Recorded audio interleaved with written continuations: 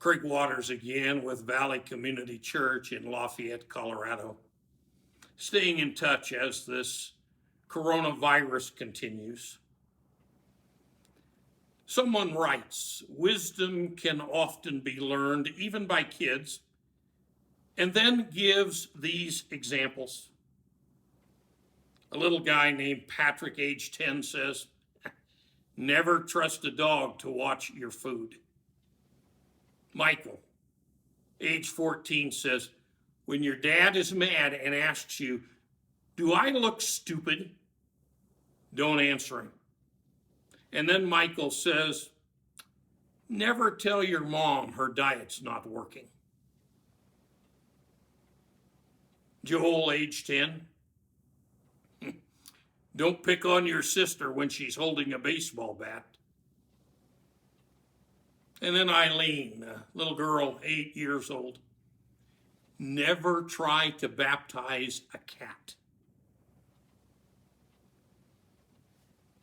Wisdom. What is it? Where do we get it? How do we know? And in today's dilemma, a good dose of wisdom could come in handy, couldn't it?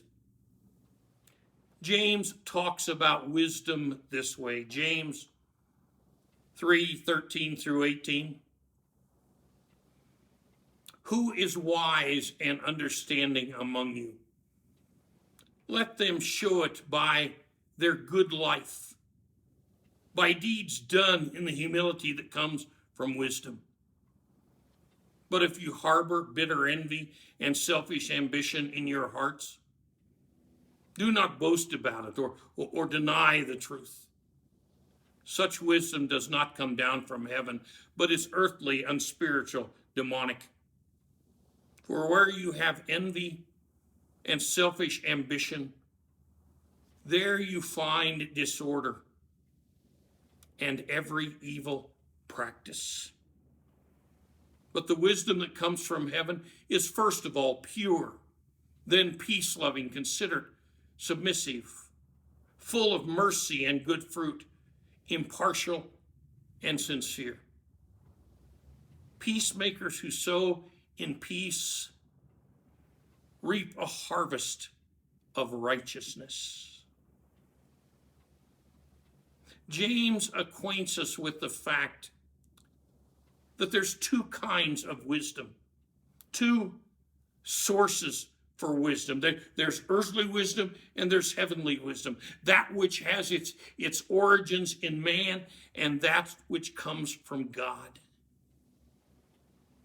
James begins this discussion about these two kinds of wisdom with a question.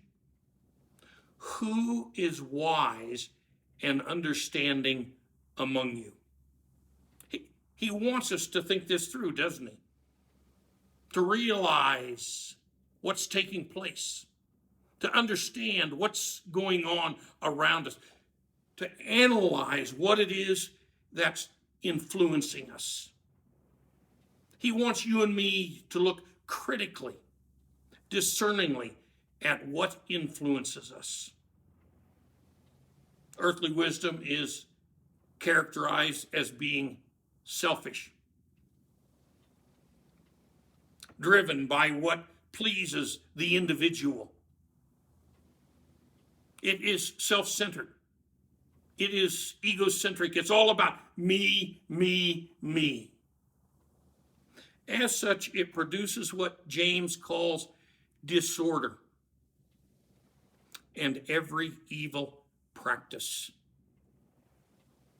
Those are pretty heavy words, aren't they? Heavy and indicting. Godly wisdom is exactly the opposite. It's other-centered.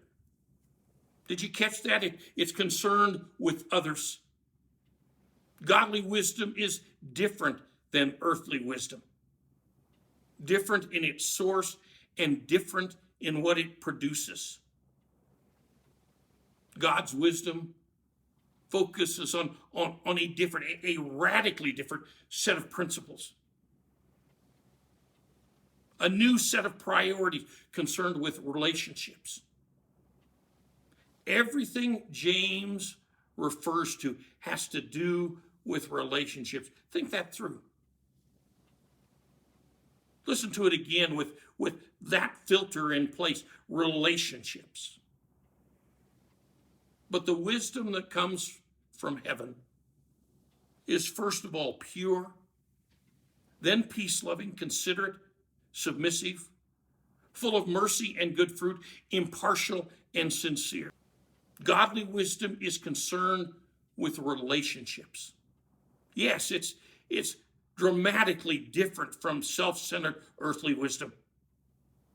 Jesus Christ came to change our relationships. He came to give us holy, healthy relationships. First, Jesus Christ came to give us a relationship with the Father. Now, why would he need to come and give us a relationship with the Father? What's wrong with the relationship we have? Well, Paul describes our natural relationship with God as being enemies of God. If you want to see that, you can look it up for yourself. Romans 5:10. So Jesus came to change that. We were opposed to him, his will, his way, his presence. We wanted things our way. Jesus went to the cross to give us peace with God. Theologically, it's called reconciliation. He died to reconcile us to God in all his holiness. But the work of the cross doesn't end there.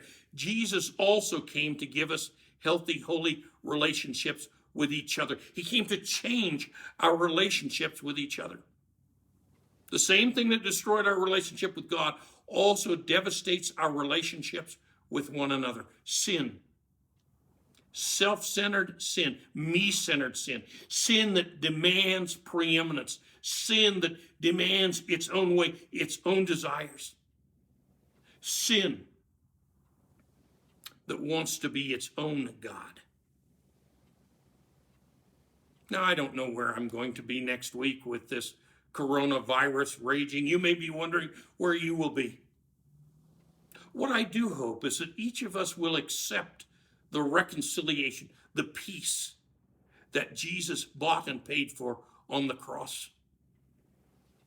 We will come to the Father on those grounds, accept the salvation Jesus came to give us. I also hope that we will take that one step further, that we will seek to make things right with those around us. This is where godly wisdom takes us. Make things right with those around us. Now, this might be a tough time. We're all closed in. We're all quarantined. Relationships could be frazzled. I don't know. But I do know this. Jesus Christ came to give us healthy, holy relationships. And then through the wisdom of God, we can keep them right. We can be other-centered. Yes, godly wisdom is vastly different than anything the world has to offer. I pray that we will embrace it. We will enjoy it. We will be enlightened by it.